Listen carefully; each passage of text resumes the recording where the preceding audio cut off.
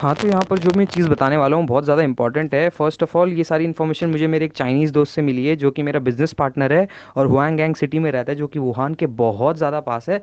तो अभी क्या है, चाइना में लॉकडाउन हटा दिया है, तो उन असली में हुआ क्या है, उन्होंने बहुत सारी जो डेड बॉडीज़ थी उनका पोस्टमार्टम किया है और उनको पता लगा है कि एक्चुअली में डेथ का कॉज क्या है और इसको कैसे कंट्रोल करना है। तो अगर उन्हें पता लग गया तभी उन्होंने लॉकडाउन हटा दिया है। तो वो सारी बातें मैं चाहता हूँ आप सभी के साथ शेयर करूँ, क्योंकि जो इन्फॉर्मेशन मुझे मिली है वो मैं अपने तक ही क्यों सीमित रखूँ, आप सभी को बताना चाहता हूँ। तो फर्स्ट ऑफ ऑल क्या है, जो भी ये जो डेथ्स हो रही है वो मेन रेस्पिरेटरी प्रॉब्लम की वजह से हो रही है। इसमें क्या होता है, जो इन्फेक्शन है ये थिक म्यूकस है वो गले में जम जाता है और उसकी वजह से सारे एयरवेज या नेजल चैम्बर्स जो होते हैं, रेस्पिरेटरी सिस्टम के जितने भी एयरवेज हैं उसकी मदद से जो थिक म्यूकस है वो एयर को, हवा को अंदर जाने से ब्लॉक कर देता है। थिक म्यूकस मतलब बलगम जो है वो गले में जम जाता है और वो हवा को अंदर जाने नहीं देता, ऑक्सीजन को जाने नहीं देता, तो तभी लोगों को वेंटिलेटर की ज़रूरत पड़ती है। अब क्या है, इसको कंट्रोल कैसे करें? सबसे पहली बात, जो लंग्स में जब ये थिक म्यूकस होता है, इन्फेक्शन होता है जो, वो लंग्स में जाने से पहले 3 दिन तक गले में ही रहता है। तो अगर आप इसको वहीं पर न्यूट्रलाइज कर दें तो उससे डेथ नहीं होगी। तो मैं जो इंपॉर्टेंट पॉइंट बता रहा हूँ जिससे कि इस म्यूकस को न्यूट्रलाइज करा जा सकता है वो है, फर्स्ट ऑफ ऑल क्या बोलते हैं, हॉट लिक्विड्स आप रेगुलरली पीजिए, जैसे कि टी हो गया, कॉफ़ी हो गया, हॉट वाटर हो गया, या हल्दी के साथ गर्म पानी। गर्म पानी जितना रेगुलरली पी सकते हैं उतना ज़्यादा पीजिए। तो इससे होगा क्या, जो थिक म्यूकस जमा है हमारे हमारे गले पे वो नीचे पेट में चला जाएगा और पेट में होते हैं गैस्ट्रिक जूसेस।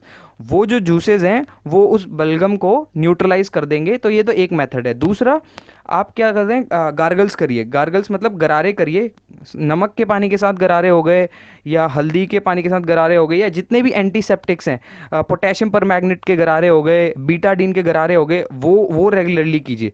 तो पहला, हॉट लिक्विड्स पीजिए। दूसरा, एंटीसेप्टिक के गरारे कीजिए। तीसरा है मोस्ट इंपॉर्टेंट, कि आपको इम्यूनिटी इम्यूनिटी अपनी स्ट्रांग करनी है, जिसमें कि आप विटामिन सी रेगुलरली लीजिए। वैसे फूड जिनमें विटामिन सी होता है वो लीजिए, एंड सिट्रस फ्रूट्स लीजिए।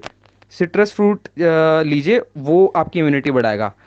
और इससे भी ज़्यादा इंपॉर्टेंट, जब भी आप लोग बाहर जाते हैं एटीएम के लिए, राशन लेने के लिए, या और भी कोई मेडिकल शॉप में जाते हैं, तो सब लोग क्या होता है, हैंड सैनिटाइज कर लेते हैं, मास्क पहन लेते हैं, सोचते हैं कि अब तो कंट्रोल हो गया, अब तो कोई दिक्कत नहीं है। असली में ये वायरस जो है ये आपके हेयर्स में भी आता है, कपड़ों में भी आता है। तो इससे बचने के लिए जैसे ही आप बाहर से आते हैं, गेट का कोई हैंडल मत खोलिए। घर वालों को बोल दीजिए कि दरवाज़ा खुला रहे। आप दरवाज़ा खोलने के बाद सीधा वॉशरूम में जाइए और अपने कपड़ों को सोप और डिटर्जेंट में डाल दीजिए, और आते ही तुरंत शावर ऑन करके अपने बाल वाल शरीर पूरा धो लीजिए।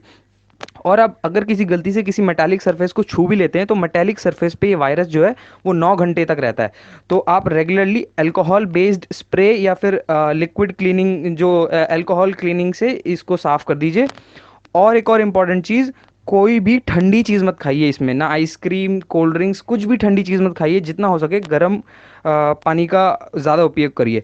यही सारी चीज़ें जो बहुत ज़्यादा इंपॉर्टेंट है और मुझे लगा कि आप सबके साथ शेयर करनी चाहिए, जो कि इन्फॉर्मेशन मेरे पास आई है मेरे चाइनीज़ दोस्त से। तो अगर आपको ये इन्फॉर्मेशन यूज़फुल लगी तो प्लीज़ इसे अपने किसी जानने वालों को शेयर करिए, ताकि ये ज़्यादा से ज़्यादा लोगों तक पहुंचे। इसको वैसे व्हाट्सएप फॉरवर्ड मत समझिए जो किसी ने भी कुछ भी बक दिया। एक्चुअली ये प्रूवन चीज़ें हैं जो मेरे को इन्फॉर्मेशन चाइना से पता लगी हैं। तो इसको प्लीज़ शेयर करिए।